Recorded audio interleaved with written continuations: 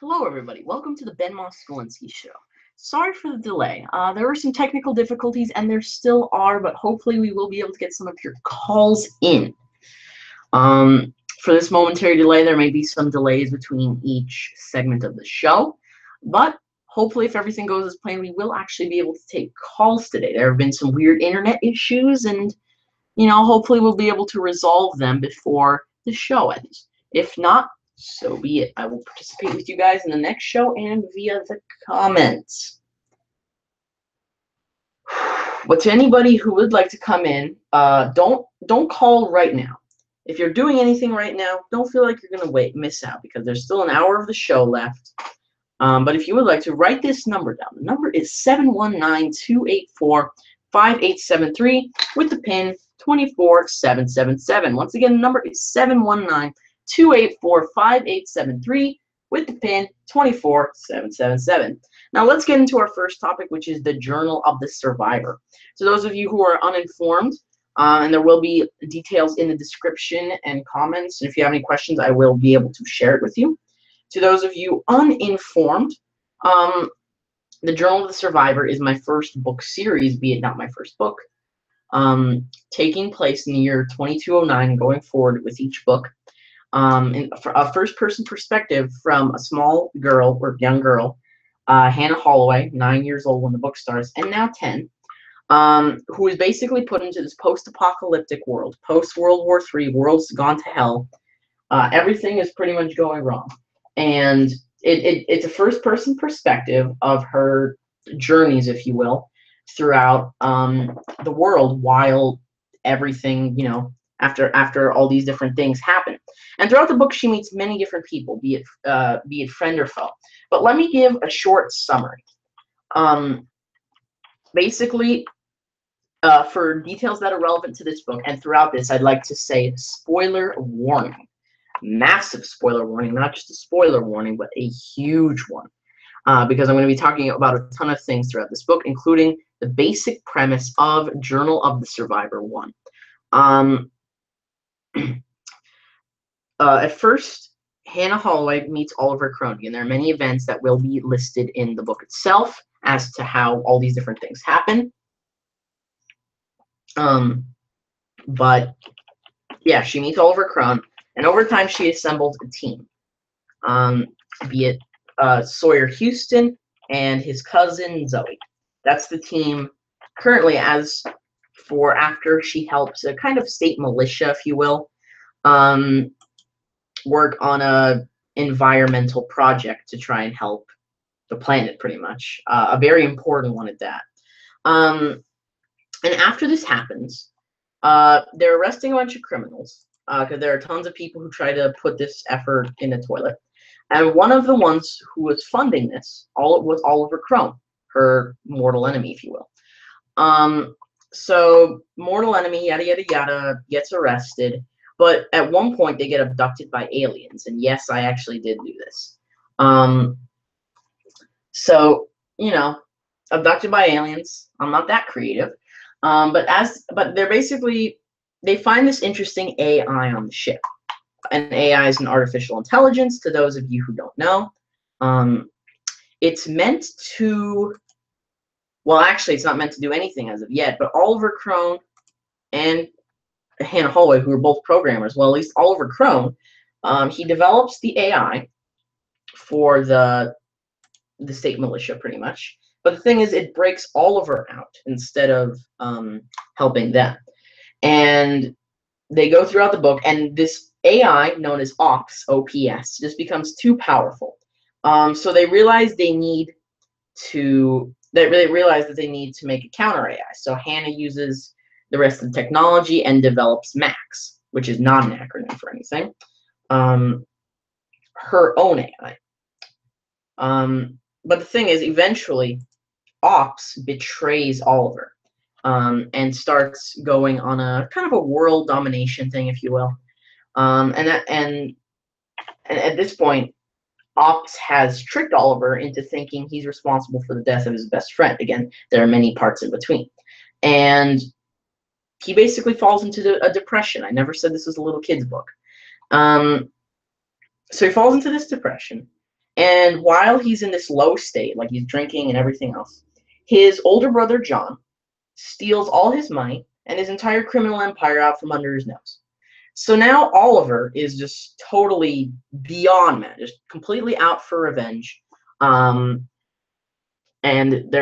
he's just beyond mad. He's beyond mad at Ops. He's beyond mad at John, and he's looking forward to brutally killing both of them. The thing is, though, John has been very busy over in Seattle, Washington, which is also where Ops has fled to get away from Max and crew. And so right now they're both in Washington State, and right now they're on a flight to Washington State, the team, which includes Oliver, actually, since Oliver's decided, without asking for their vote, at least, Oliver's pretty much decided, okay, I'm going to start killing everything, but I'm going to hitch on your back to do so. And they're going to make their way towards Seattle, which is the main hub of where everything is going to be happening. The main threat being John. They got to get John out of the picture first, and the secondary threat being Ops. At least that's the way I and the majority of people look at it. But that's the extremely narrowed down basic summary of the book. Again, right now there's an accumulative about 600-ish, 50 pages of JOTS material overall. So that's pretty much where it is right now.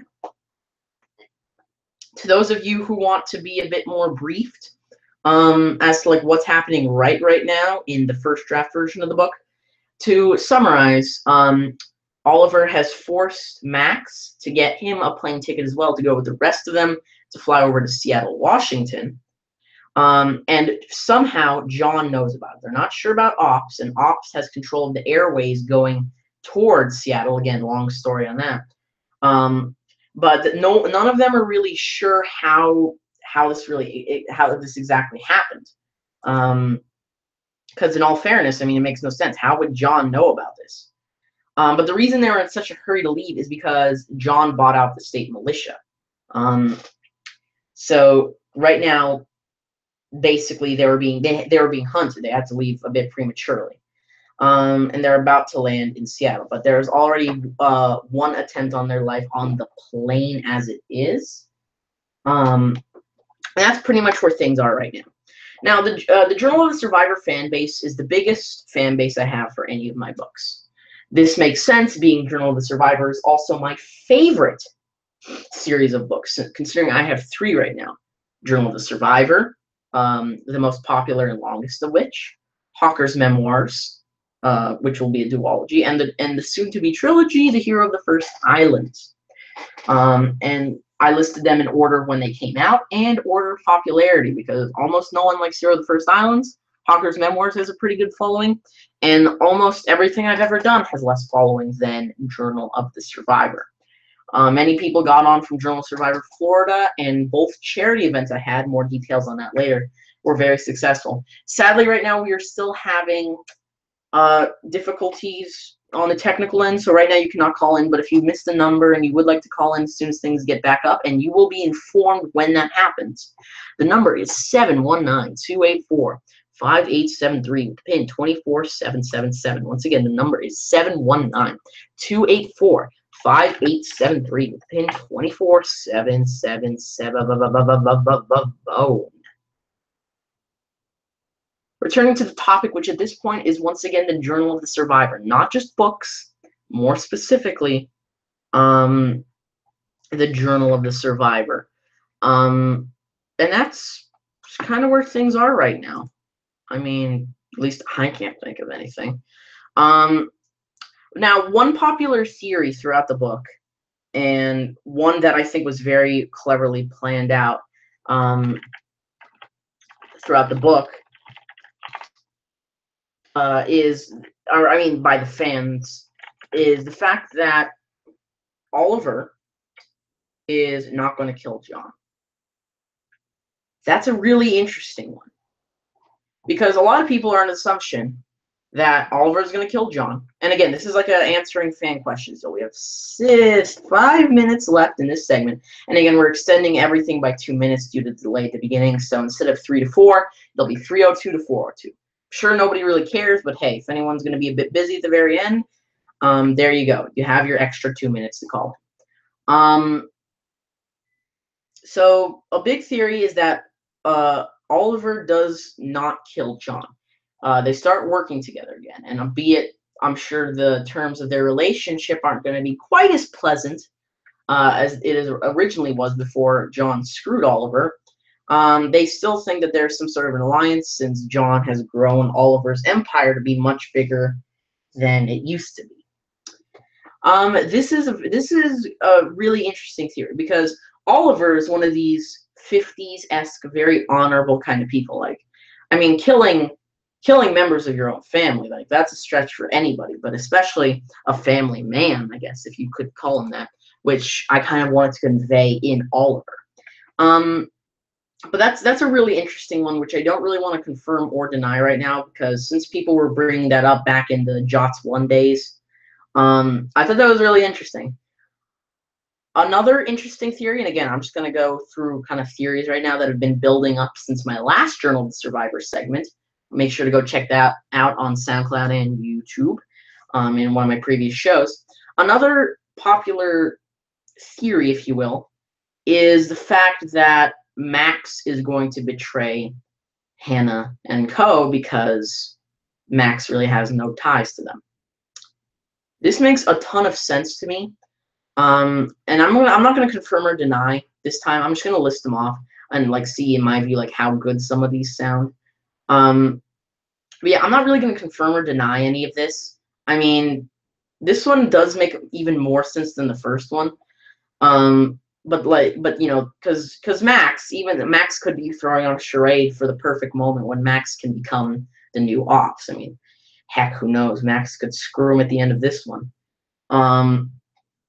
But yeah, that's a really interesting theory, and I could totally see that happening since Max originates from the same source code as Ops, and that's actually the whole thing with Hannah and Oliver. I didn't even think about this until people pointed it out, but it's kind of a symbolic showing of the relationship, not the relationship, but the coexistence of Hannah and Oliver, where they're very similar. It just circumstances turn them into what they are.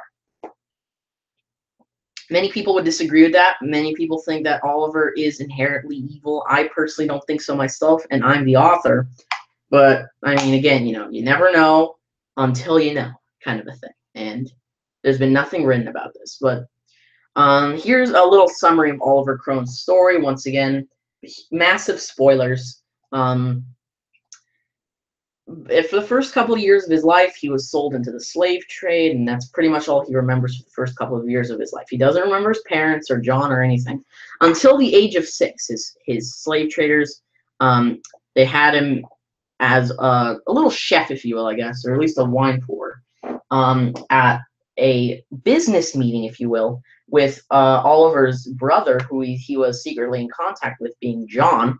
And while they're in the middle of their meeting, John was planning on like busting in with his own much smaller at the time criminal empire, and basically taking them out and getting his baby brother out of the hands of the slavers. Thing is, apparently, Oliver poisoned all of them. And as all of them started suffocating, Oliver had no problem. He finished his dinner, and then once they were done, the two brothers got chocolate milkshakes. I kid you not, that is exactly how the story goes. You can go read this once again, Journal Survivor 1 or Journal Survivor Florida as it is known now on Google+. And Journal of the Survivor 2 is also mentioned there while I'm going through the recap. The Journal of the Survivors, they always start out slowly, and they kind of get going. So that's kind of just a little theme with mine. So it is picking up as we speak. I think I'm actually going to go writing after this. But anyways, we're nearing the end of our first segment, which is once again Journal of the Survivor. Sadly, our technical difficulties are still not completely fixed, but we are working on it at maximum pace, or at least as fast as we can while we're keeping the show alive, at least. But before this next segment, which is going to be shows, I'd like to go for one more theory.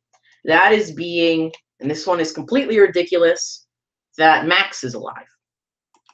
Why? The entire death scene is well illustrated in the book, and there's been no indication. This is just people who have gone used to Hollywood movies with uncreative but quote unquote creative parts of them.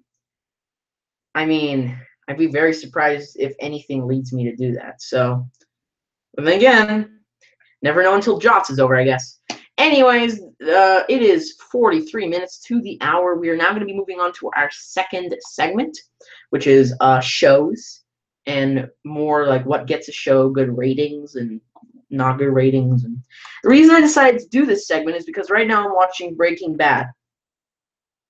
Oh my gosh, is this one of the best shows I think I've ever seen? I mean, I don't think I've seen a show this good since the first 4 seasons of Person of Interest.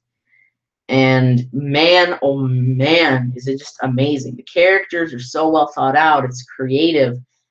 It's funny. It's realistic. The acting is, again, just amazing. I mean, everything about the show is perfect. There's so many interesting, weird, unique things about the show that just make it fascinating. And I mean, the concept itself seems kind of meh at best, and the pilot was just terrible. But it really goes up from there. The concept is school teacher named Walter White. He's been diagnosed with lung cancer, I believe it was, and there's an extremely expensive treatment. His son has many physical disabilities. So it's not like, and he's only 16, so it's not like he can go out and work for a lot of money. And his wife is pregnant with a second child. So perfect situation for getting a lot of money. And he is working as a part-time teacher, part-time car washer, I believe. So but since he's a science teacher and a chemist, he gets into the drug business. And I don't mean painkillers. I mean opioids. And that's basically how the show goes. How Walter White, or his code name Heisenberg, rises through the criminal ranks until the point where he just becomes this massive mega criminal. And that's the core concept of the show. I think I'm either in the mid or late sections of season 4. There are 5 seasons. It's available on Netflix, but most of the viewers who watch the show probably can't watch that show. But the thing is, it's just such an amazing show. And what gives a show a good concept? Isn't that an interesting question? What gives a show a good concept? I mean, and how can it be executed well? Because so many shows have really interesting concepts. At one point, I saw a show called Continuum. The concept was really good. It was like a time travel deal where there's this really kind of screwed up civilization which has to go back to the past to make sure that these, I guess you could call them space terrorists, don't screw up the past. Interesting concept. Terrible show. I mean, there's really nothing good about the show. I finished the entire show because I think I was sick at the time and I had like nothing else to do. Seasons on end, it was just horrible. And there's so many interesting shows that just get stopped dead in their tracks. And I just don't understand it. I mean, Breaking Bad and Frasier, that was planned. I understand that. These 2 shows are amazing and they were planned to have endings. But Star Wars, The Clone Wars, speaking of amazing shows, it's one of my favorite animated shows of all time. And this is my point. Here's one of the interesting reasons that even if a show is not that good, it will still continue to go on season after season after season, and that is a relation to current events. Unless the show itself is really, really, really, really good, it probably won't survive on its own unless it has like some super actors in it. But if you throw in some current events or a lot of current events, your ratings will skyrocket. Has anyone noticed recently the ratings Jimmy Fallon compared to Stephen Colbert? Jimmy Fallon has recently become a lot better. Not good, but a lot better. Stephen Colbert is terrible. And yet, is this yours? Basically the core concept is Stephen Colbert talks a lot more about all kinds of current issues than Jimmy Fallon, who just kind of gets people on the show and has some fun. He used to do a bunch of political stuff, and that's when his ratings were higher. And a majority, I'd go as far as to say, actually, no. I'm not, I want to say 100% of the viewers of the Stephen Colbert show are liberals from the West Coast. At least 80% of them are from the West Coast. That is a pretty fair statement to make. And my point on that is current events. Stephen Colbert's ratings have never been higher because he's mocking people. He's mocking our president and all of his staff, and his ratings are absolutely fantastic.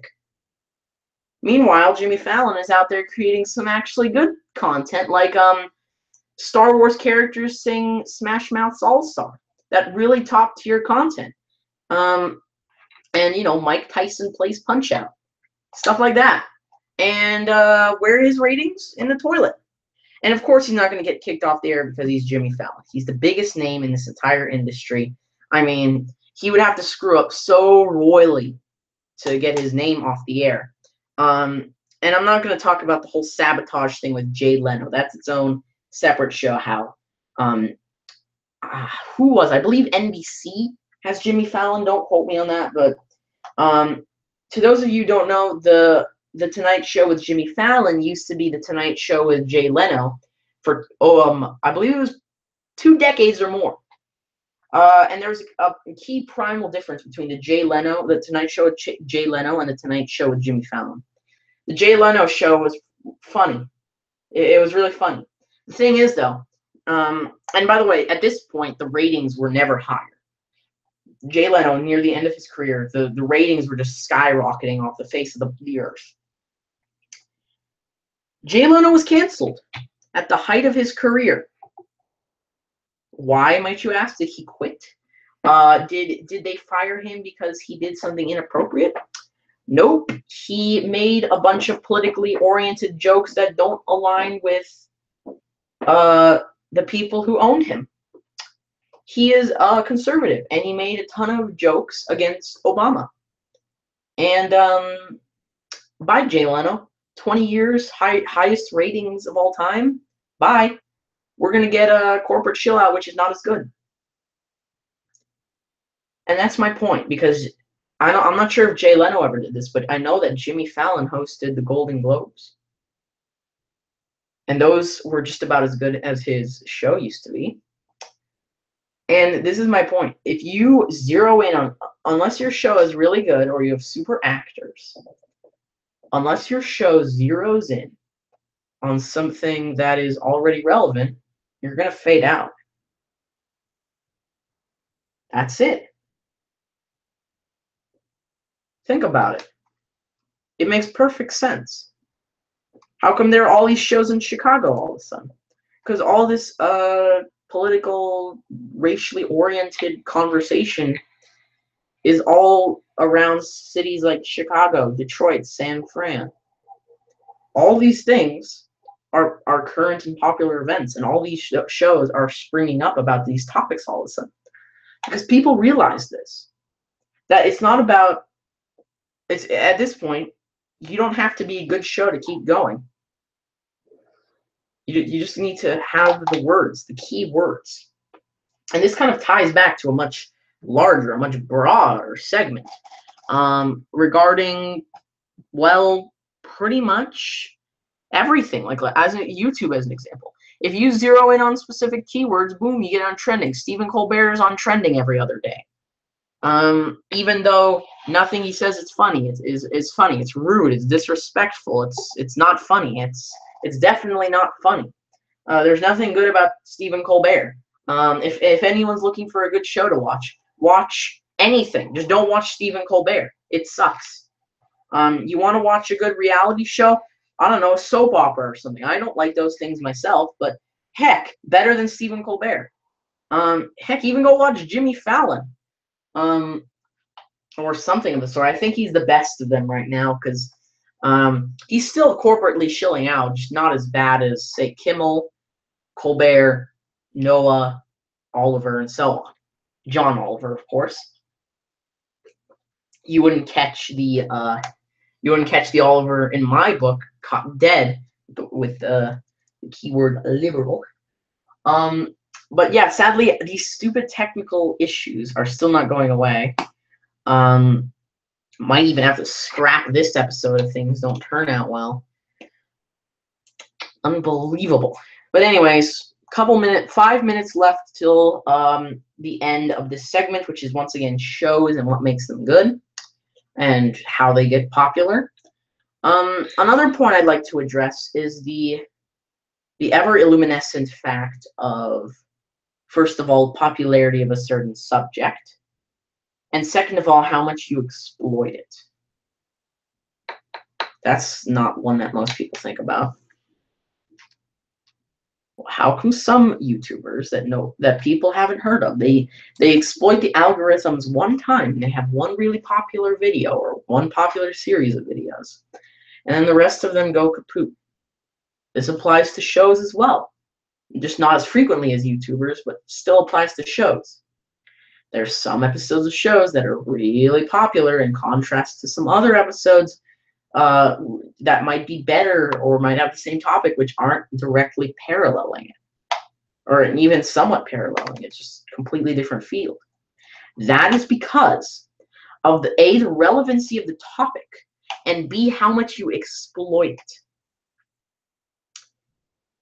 which makes complete and utter sense if you think about it, and no sense if you don't. You might think to yourself, well, I mean, if they exploit the topic constantly, wouldn't people get sick of it? That's a fair point if you're talking about one viewer. But A, the viewer might come back over time if they actually like the stuff and they're idiotic enough to like Stephen Colbert or Kimmel. But let's say that they don't. There's always a new crowd, and the views just keep going up. You only need to watch them one time to get their views up. Once. And that's I mean, it's completely fair.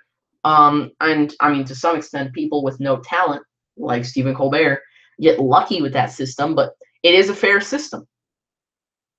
If you watch him, you're giving him a view. If you rewatch him, you're giving him a view. And if you keep rewatching him, you're going to keep giving him views.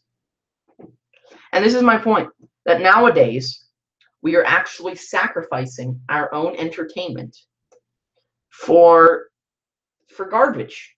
We're sacrificing it to corporate shills, and we're pretending to like these corporate shills.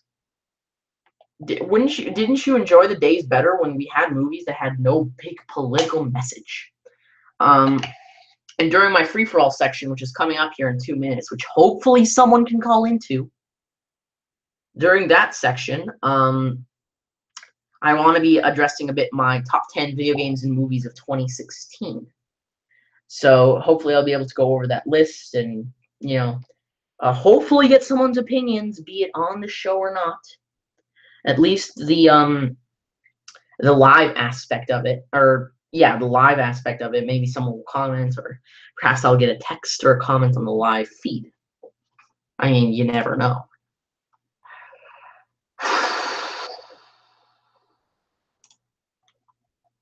Did you hear that breath? That really long, drawn out, unnecessarily drawn out breath.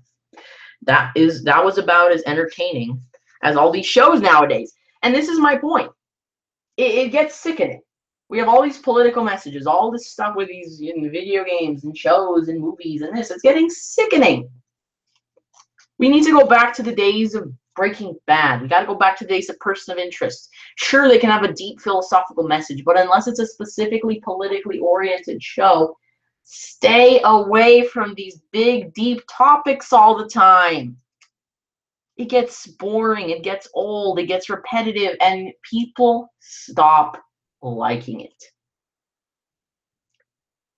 We're not taking your calls right now, sadly, but I'd still like everyone to know the number, which is 719-284-5873 with the pin 24777. Once again, the number is 719-284-5873 with the pin 24777. Which brings us to our third section, which is always going to be our free-for-all section, where you can talk about anything. But sadly, it looks like only I am going to be talking about anything. and my topic is going to be movies and video games. Or more specifically, my list. To those of you who are uninformed, I recently started a new series in my video games and movies collection on Google+, which you can go check out on my Google+ account, which stars, well, video games and movies. At the end of every month, I isolate a year, most likely the most recent year other than those priorly selected, like as an example, 2016. And I did my top 10 best video games and top 10 best movies of 2016 on July 31st. On August 31st, I'm going to be coming out with my top 10 worst video games and movies of 2016. And once we reach January, at the end of January and at the end of February, I'm going to be doing my top 10 best and worst of 2017, and then keep going back in the years until we run out of years, and then we have like 3 games on the list, and then I'll just start doing them on the end of January 31st and February 28th, or 29th, depending on whether or not it's a leap year. But I came out with my first list a couple days ago on, again, the 31st of July of this year. And it's pinned to my movies collection right now. My top 10 movies of 2016. Only 2 animated movies were on there, and neither of them were top 5. Kubo and the Two Strings, which was number 9, and Secret Life of Pets, which was number 7. Only 2 animated films, both of which were absolutely amazing. Very different kinds of movies, and I'm going to be isolating them in these kind of different little groups because both lists themselves are massive. So we're going to do movies and video games because why not? Kubo was a much more family lesson kind of oriented movie, like a child. You can learn lessons from it, many lessons, or at least children can, but without the point where it overshadows the movie and just becomes like a boring lecture from your parents with a story. This is actually an extremely entertaining thing with very deep subsets of messages. And by the way, none of the movies on this list have deep political messages. None of them. At least not ones that are not mutually agreed, like, you know, kindness to humans and yada, yada, yada. None of them, by the way. At least not as far as I've been informed, because I've seen most of these. Vast majority of these. So that's and it actually has a bittersweet ending. If you're a fan of stereotypical chilled out Hollywood endings, don't watch Kubo and the Two Strings. If you're a fan of high quality animated movies with unique characters and interesting design choices, you should go watch Kubo and the Two Strings. Now, Secret Life of Pets was more of a Hollywood-esque movie, but it was a nostalgic one. I always like nostalgic movies unless it goes too far, like Episode 7 did. But it was themed to be like Looney Tunes without directly stealing any of the jokes from them, luckily. And it completely was. Secret Life of Pets was hilarious, but it also had some sad moments, which added a complete layer of depth to the movie, which I just totally love that in the movie, without going so far to the point where it becomes like an adult film. Secret Life of Pets was a hilarious comedy with a funny ending, and frankly, I'm not sure if I'll be watching Secret Life of Pets 2, but all I know is I'm definitely willing to re-rent, to rent Secret Life of Pets. Actually, re-rent. It's just hilarious, and I mean, in the beginning and the end, it drops off a little. Like the beginning takes a bit of time to start, and the ending is nothing special. But the middle or a vast majority of the movie is just absolutely hilarious. I missed some jokes. I was laughing so hard from others. And by the way, don't just like read this little summary I'm giving you right now. I go through like an extensive breakdown of all these movies on the list itself. So if I were you, I'd definitely go check that one out. This one out. Let's see. We have 3 minutes left before I want to move on to the video games, and so I want to real quick move on to Marvel movies. This being and by the way, I had 4 of them this year. There were 4 Marvel movies, and looks like we're about to get things ready here on Uber Conference. The audio quality might not be as good as normal, but we might be able to get it to work. I'm going to be letting you guys know we're working on this right now. Hopefully things are going to be working out here pretty soon. I have faith.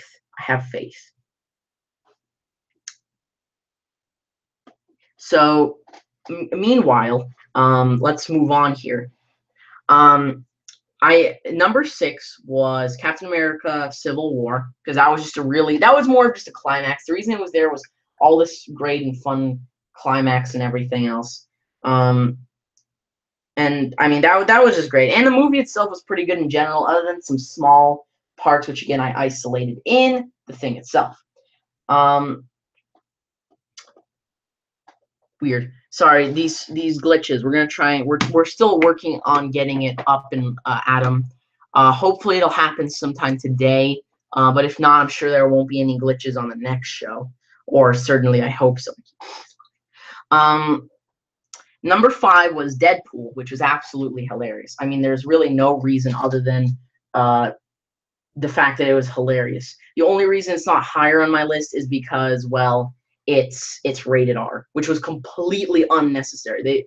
They put all kinds of like totally unnecessarily. I believe there are explicit scenes in that movie, which is, in my view, completely unnecessary. Just make it PG-13 or something. I mean, no one needs stuff like that. Number 4 was X-Men Apocalypse. That was just a fantastic movie in general. It really went back to that X-Men feel. And I think we're good. Yep, the technical glitches are over, everybody.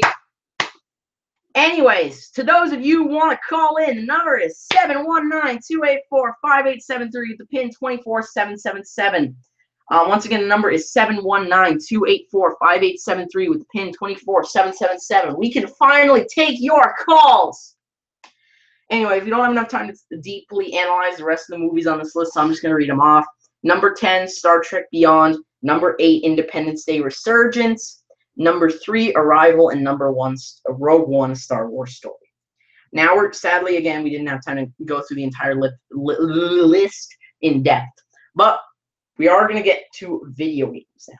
Top 10 best video games of 2016. I want to start with numbers 10 and 9 because, well, I want to start with indie games. Big corporate games, good for them, yada, yada, yada, great. I want to start with the little indie games. And numbers 10 and 9 were indie games. There were a ton of big, big deals, there's a huge corporate turnout this year, which really surprised me because typically a lot of games that are too corporately involved suck, but this year, pretty good, not gonna lie. Number 10 is Inside. Inside's gameplay is nothing. Its graphics are nothing. Its length is violently short. The only reason this game is on its list is because of its unbelievable message. It gives a strong message about individualism and how we are all unique in our different ways, and how even though it does matter to fit together as a society and work together, we should all have our own unique individuality without going to some PC garbage like Undertale did. Number 9, Super Hot. Now, Super Hot is literally the exact opposite of Inside. It has a story which is completely unnecessary. Its story is absolutely horrible. It's convoluted, it's dark, and it's depressing. No one likes the story, and it's super hard to get through. The gameplay, on the other hand, is just amazing. In Super Hot, time only moves when you move. That's the famous saying in the game. When you can turn around and fire bullets and stuff while everything else is in like super slow-mo, but as soon as you start walking again, as does your enemy, and they can start attacking you as well at a normal clip. A concept like that is cool enough, and the way they execute it makes it even better. Super fun experience. Played it, just super fun, unbelievably fun. Skip the whole story thing, just zoom past the story, just focus on the gameplay. Another interesting thing was the great turnout we had from sports games this year. I mean, I'm not a fan of sports games, but geez, we had some good ones this year. Numbers 8 and 7, and by the way, it's a coincidence that we're going down the list this way. I didn't think we'd be doing it like this, but number 8 is NBA 2K17, baby. This one was great. Just great. I mean, I haven't played the other NBA 2Ks, but man, was this one good. It was just a super fun experience, and even though the Cavaliers are just beyond OP, the rest of the game is actually really fun. It's a really nicely polished experience. It's great to play with friends. And by the end of the game, you're just really happy you played it. It's really well paced, in my view, again, unless you play with the Cavaliers. And even though I suck at the game, it's just still really fun. It's just a fun experience with a nice mix. of pretty much everything. And designing your character to look as ugly as possible is also really fun. Number 7, FIFA 17. Now, one of my biggest gripes with with NBA 2K17 is the fact that, well, it's really, really, really hard. In my view, it's actually too hard. Not way too hard, but a bit too hard. FIFA 17 has a really interesting story. Well, not really interesting, but it's kind of cool to kind of gauge your character's story. It's almost an RPG. But also to get that unique sense of soccer. I'm not a fan of sports, but man, did they do this game well. You get a really great sense without overcomplicating stuff. And it's just really fun. You get to choose your own team. You can even like choose the odds of victory. Like on one hand, your victory is going to be more satisfying if you take all the easy routes, like always staying neutral, always going with the best team, with the highest win out and whatever. But you have more of a fun experience if you go with some of the more dicey options, like being super aggressive or super passive, and going with one of the lower rated teams. You get to make all these decisions in this game, and that's one thing that makes it really, really fun.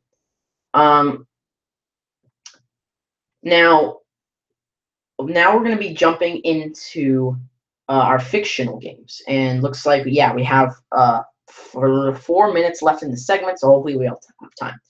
Or games that have a very fantasy-esque plot. And so we're going to be talking about numbers 6, 3, and that's it. 6 and 3 for now. Number 6 is Dark Souls 3. Now, not a surprise to anyone that this game's on the list. Dark Souls 2 is a really good game, by far the most popular of the 3 Dark Souls. And it makes sense that it's on this list because Dark Souls had some amazing graphics and some really interesting characters, despite its lack of story and satisfying ending. But honestly, since when have Dark Souls ever had really satisfying endings? The thing that made this game so great was its diversity in gameplay. So many games stick to a very linear sense, and this company, who also made Bloodborne, I believe, either that or there needs to be a lawsuit because these games are frighteningly similar. The thing is, it's just so fun. Sometimes the line is blurred between just stuff you can't avoid, like so just stupid stuff, and just plain out difficulty. But in my view, that still adds like an element of fun to the game. All the jankiness and kind of glitches. It's not to the point where it's annoying. And that's just what makes the game such a great and fun experience. Number 3 on my list is Final Fantasy 15, baby. Now, if you look at all the scenario regarding Final Fantasy 15, such as its crappy movie taking way long to make and everybody's astronomical expectations, the game doesn't look that good. If you take in the entire backstory of the game, this game would not make top 10. If you look besides all that and look at the pure quality of the game, oh my gosh, is it good? Is it really, really good? Everything in this game is super polished, and it's a really next-gen experience, except for some parts at the very beginning and the very end, which feel very forced and boring. But it's a very open-world game without becoming a confusing mess. You can have fun with your friends. It's not one of those games where you have to go on the main quest right away. You can pick and choose what you want to do, which in my view is just so cool that you can do that. It's a next gen experience because it actually really realistically simulates human behavior. In my view, that's just awesome. Anyway, again, sadly, we do not have time to analyze the rest, so I'm just going to run through the rest of the games. Let's see, we did number 10, number 9, number 8, number 7, number 6. Number 5 is Doom. Number 4 is Uncharted 4. Number 2 is Overwatch. And number 1 is Battlefield 1. Again, you can find all these details on my video games collection on Google+. And if anyone would like to call in for this final segment of the show, which is going to be, it's going to be more of a philosophical segment on hopes and dreams. Not the song. Speaking of Undertale. It's not going to be the song. It's going to be hopes and dreams in the sense of expectations and reality, if you will. And most of this is going to be depressing. Some of it's not going to be. But if you'd like to participate in that, the number is 719-284-5873 with PIN 24777. Once again, the number is 719-284-5873 with the PIN 24777. Um, so what I mean by that is we all have our expectations for different things in life, be it large or be it small. We all have our different expectations for different things we do in life. And many times these expectations are not met. Many times they are. But what is met even less than expectations are hopes. Originally, hemophilia, I'm going to tell a bit of a sob story here, but originally hemophilia was supposed to be cured in the year 2000. Yeah, that didn't happen. And throughout the years, I've just had all kinds of problems. I was born with severe hemophilia A, which is like the deluxe edition of pain. And hemophilia is basically a bleeding disorder where I bleed way easier. That's kind of a grand summary of it. Not to the point where, like, if you touch me, I explode, but a bruise that would last you a day would have probably lasted me a week. And whenever I used to have problems, there was this deal. I believe it was called Nova 7. This medication that just made me better. It just really helped me, and it was like a miracle drug at the time. Thing is, eventually, I developed inhibitors, which block it from working. Great. So now, back to the original state of pain for the next 2 years or so. And at this point, like, I'm 9 years old when they realize I have inhibitors. And at this point, it's like pouring maple syrup into my veins. It's not doing anything to me. If anything, it's doing more harm than good because of all the pokes that I was getting to, test blood levels and put stuff into me. And we tried everything under the sun in doses. It just didn't do anything. We tried all these different things. It just didn't happen. And then, after a weird leg problem, which lasted way longer than it should have, we got into physical therapy. And I'm making an extremely long story short. We got into physical therapy. We met this great physical therapist, and we have a great team working with us. And they helped my calf, if you will, get better. And there we go. At the time, there was an open study for a medicine called ACE910. That's not, of course, its real name. The scientific name sounds like an Egyptian pharaoh, which I will never be able to pronounce. But it's ACE910. It's called ACE910, which replaced the ACE instead of 8. It makes the immune system think that there's factor 8 when there isn't, so everything starts going normal again. That's like a really basic summary of it. Because factor 8 is why it's not working for me. My factor 8 isn't working. I know it sounds weird, but yeah.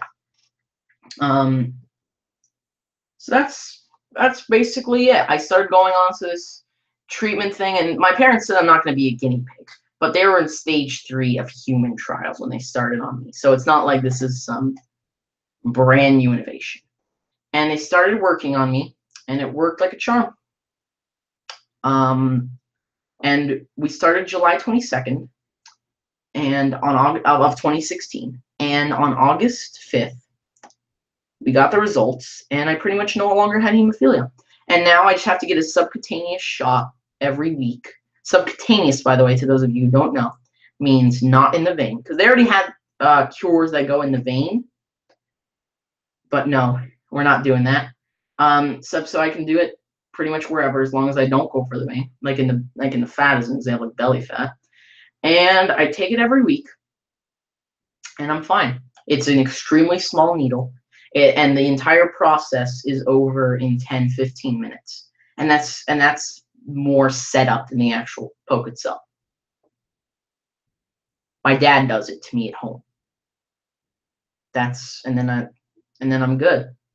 I'm not like doing extreme football or anything because I still have mild hemophilia, but I can go play soccer. No, okay, I'm not. I'm really out of shape, but I can't do that. But like before, we were terrified of me playing ping pong because you run into a table, you run into a wall. That's really not good for me. That's surgery right there. But I remember I was playing ping pong with my friend one time, and I was running to return a ball. I was going to go in for a quick slam. Like a really unexpected fast slam. And as the ball is flying towards me, my left hand, because I'm right-handed, my right hand's out, my left hand is flailing. And I'm running into a table, And as the left hand flails, my body, my stomach, it crushes it against the table. Completely crushes it. I was running full pace to return that ball, and my thumb just gets crushed, completely crushed between myself and the table. Boy, did that hurt. And less than 5 days later, I was completely fine. That would have been a trip to the hospital. A thumb injury would have been a trip to the hospital without this. And it's just weird how things work. I mean, you know, you never know. There's this really horrible calf injury thingy, which to this day I really still don't understand. Wasn't that horrible, but pretty bad. Couldn't walk. Wouldn't walk for a bit.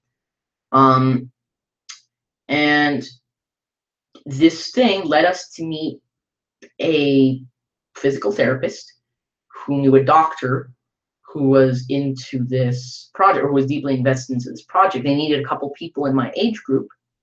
They volunteered me. We signed the paperwork, and I can play ping pong now. I can go running now, and it's not the end of the world if I get a little bruise. There you go. I actually went to camp recently. And I mean, no way would they have ever done this before. It's like a normal overnight camp. You guys, you know how bad that is. And this is my point about expectations and reality. Because were the expectations met and the hopes met? Yes. Were they met on time? Absolutely not. But okay. Not the end of the world. And sometimes people's hopes and expectations are never met. Ever. I mean, there are all kinds of horrible stories. Like, there are all kinds of stories with hemophilia that end nowhere near as nicely as mine has. And other diseases too, not just hemophilia, disease and disorders and so on. But the point on this is, it's just a really, it's an interesting experience when something like this happens to you, be it for the better or for the worse, because of course I've had bad things happen to me in my life as well. I mean, and sometimes, you know, sometimes like something like this, it just went way over our expectations for the positives of getting a leg thing. But I mean, you never know when, like, there's someone who you're close with and they're fine, and then one day you just get a call and you find out that they're no longer with you. Sorry, I'm getting a bit deep for this one, but I mean, it's true. It's completely and totally true how we just never know what's going to happen. And in my view, this is one of the interesting things in life in general, is you never have a reading on anything, even if you think you do.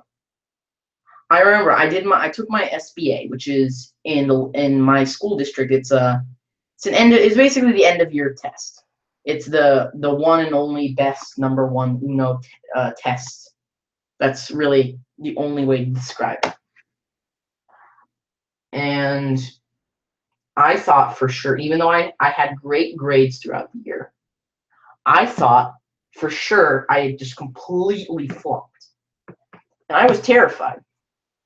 And by the way, if you guys have seen my Instagram, which is nothing but me gloating, I got a 4.0 GPA this year. Speaking of gloating, this year as a year average, I want to make that perfectly audible to everyone who doesn't know this. Eat your heart out, geniuses. You have competition now, but I never in a million years thought that I would pass both the English and math tests with flying colors. Flying colors. I mean, in my school, as an example, I'm going to the 8th grade next year, but I'm going to 9th grade math. And in order to go to 9th grade math or algebra early, there are 4 expectations you have to meet. Firstly, you need to have a B+ or higher in the in your overall year grade. I got an A in math. That's the only way I got a 4.0 GPA, so I did that. You need the teacher's recommendation, which I got. You need you need to pass an algebra test, which is separate from the other test, which is another end of year math test. You have to pass with like, what was that number? I'm trying to remember the exact percentage. It was frighteningly low. I believe the number was like 58% or something. I mean, I was really surprised by that. But yeah, I want to say I got like 75, 76, something like that percentage. Correct. Actually, no. It was higher, more like 80-ish%. And I don't remember the exact average I needed to get into algebra test score wise, but I also sailed above that. And never in a million years would I thought this would happen. I mean, I was always a good math student. Speaking of gloating, I was always good at math, but I mean, no one else in school, I think, did this. And not to gloat. Okay, yes, to gloat. But it's just really interesting how you think things are going to turn out and how they actually turned out. Last year, I had a really tough time in school. I barely passed last year. I did, but with like all kinds of help and tutoring and extensions and this and that. Like, it was horrible last year. I don't know what happened to me. I completely left off my game. And for the last every year I went to school pretty much before that, I was like a B student, a BA student, or AB student. But yeah, I think I got like the 3.0 or the 3.1, 3.2 at the highest GPA, like barely passed last year. But I did. I kind of skated my way over to the next year. And then this year, I was doing fantastic. I was getting the A's in every class except for English for some reason. I got a C- in English in the first term, or at least part of the first term. And I was so motivated to get a high GPA that I actually brought it up to B+ in 3.5 weeks. A C- to a B+ in 3.5 weeks.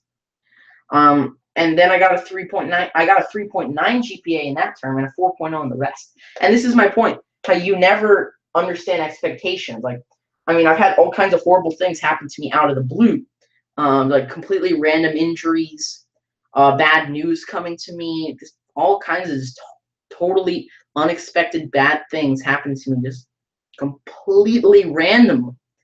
And I'm sure this applies to everyone else as well. I'm not using myself as some sort of a poster boy. Well, I guess I am using myself as a poster boy, just not the only poster boy who's gone through the experiences that are on the poster boy's poster. Have I said the word poster enough? But on one hand, you can have like totally, completely horrible things happen to you out of the blue. And yesterday was just an amazing day for me for some reason. I mean, like, everything went right yesterday. Just everything was super great and really fun. Yesterday was just a blast and all around. And Sundays, which you think are just going to go fine, don't. Today, I had all kinds of glitches, technically. I was barely home on time. I got some sort of like a stomach sickness from the restaurant we went to to breakfast. What else happened? I got Jewish guilted like 80 times by my grandma, but that's nothing new. My dad's car, it's like stuck right now. I'm still having technical glitches, and weird thing is, I'm still in a pretty good mood. Here on the show, we haven't gotten a single call yet. I'm still in a pretty good mood, actually. But hey, that could be just me. Maybe I should be fuming. Maybe I shouldn't be. But yeah, I think that's going to wrap up this show. Once again, make sure to go follow me on SoundCloud and Google+, Ben Moskalensky, as to be expected, since the name of the show is, in fact, the Ben Moskalensky Show, where a fact is not a fact unless it's a fact, which we have. And I think that will do it. Thank you, everybody, so much for joining me. Sorry once again for the delayed start and the delayed end. I'm going to go eat now because, boy, am I tired.